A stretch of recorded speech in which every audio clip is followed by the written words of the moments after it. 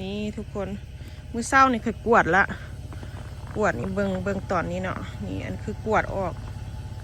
จะเป็นแบบนี้เลย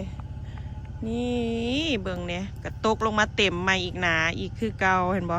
บอลกวดออกมึงหนึ่งหันที่ว่าเห็นซีเมนต์ให้มันห้อยเกลือไว้เพิ่นก็เลยเปื่อยตกมาแบบข่าวอีหลี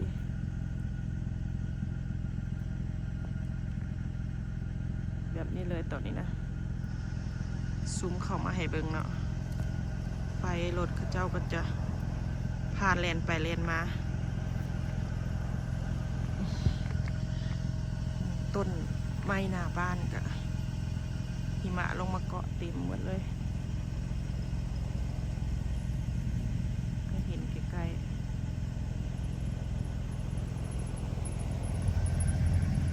นี่แหละทุกคนก็สิเป็นประมาณนี้เลยบรรยากาศตอนเช้าๆหลังคาก็จะขาวเต็มไปด้วยหิมะด้วยสโนว์เนาะสโนว์ก็คือหิมะพอก็ว่าวผิดว่าวถึกโอ้ยเย็นคักอีหลีอีหลอให้เบิ่งใกล้ๆหนทางแป๊บหนึ่งกะ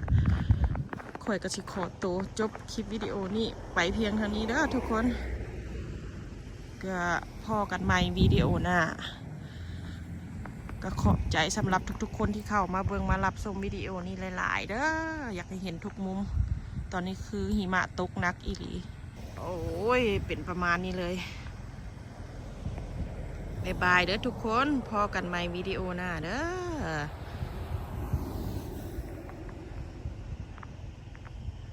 See you in the next video